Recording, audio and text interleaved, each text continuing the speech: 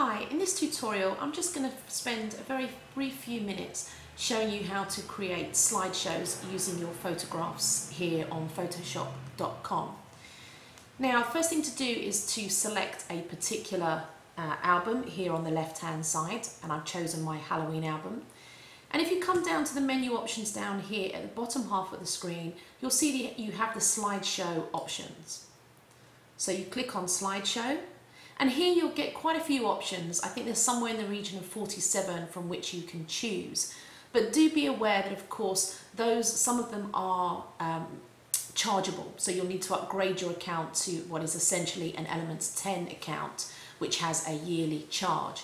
So anything that has a plus sign in the right-hand corner requires an upgraded account, as you can see by the little tooltip here that it's given us. Anything without that, namely the first four, are ones that you can use for free. So let's check out one of those first of all. If I choose the midnight version and I click, and I know I've selected it because I have a border highlighted in blue around that particular theme. And then I can come here and select choose. And what it's doing now is it's taking all of my photos that are within that album and putting them into a slideshow. Once you're in this slideshow, you have some options for settings on the right hand side from which you can choose to change the backgrounds, like so. Oh, it's a bit bright. You can select different colours according to what you'd like to share. And you can also choose what you would like to show on your slideshow about your photo. So for example, if you had taken the time to add descriptions of photographs, you might want to add those. I'm going to take them off because I haven't actually added those just yet. I'm also going to take off the show file name because they don't need to know what particular file it was on my camera. It's not particularly interesting. But I am going to leave the capture date on there so I know that when the photograph was taken. I can also choose a transition effect. So a little bit, if any of you are familiar with presentation tools, this is very similar. And I can choose different ways for it to transition between particular photographs. Like so. I'm going to choose the dissolve option actually. Then I'm going to click finish. Now when I come to finish, it gives me the option of being able to share the album, which I'll show you in a second, or you can go ahead and just finish with the slideshow. If I choose share, it brings up a separate dialog box of options. It does give you a reminder here to say that once the album is completed, then the album is considered shared already. So I've already done this one in the past. Normally you would get a note up here to show you that it's going to be made public so it can be shared. So it's normally a little warning sign that comes up. So just be aware to look out for that.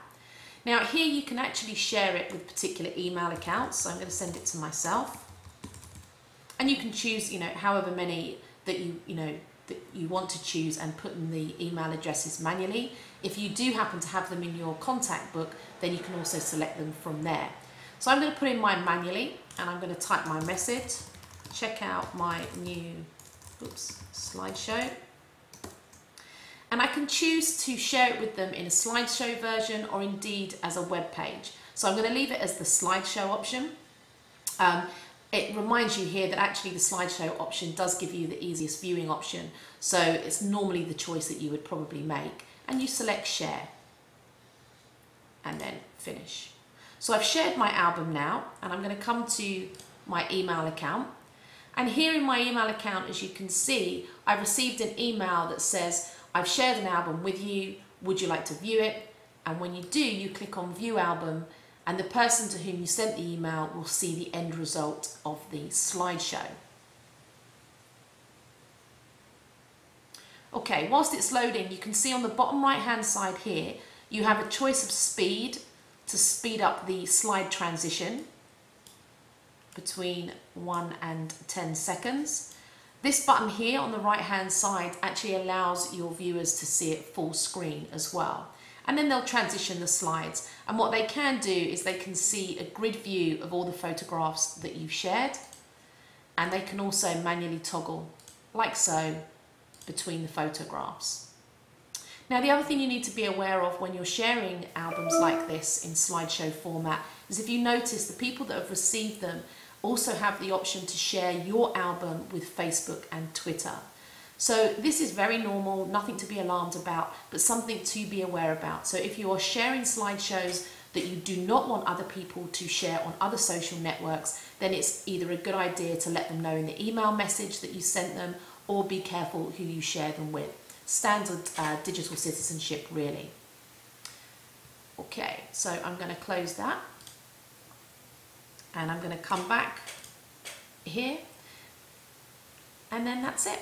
Now just remember, as we said, as we click on the slideshows, you can't actually choose one of the paid options for templates by mistake, so don't be concerned about that, because if you do click on one of the options, like for example the art gallery, which happens to be one I really like, and then what will happen is it will come up and it tells you here at the bottom that it's a premium template, and you'll need to be able to purchase it if you want to do anything other than preview it.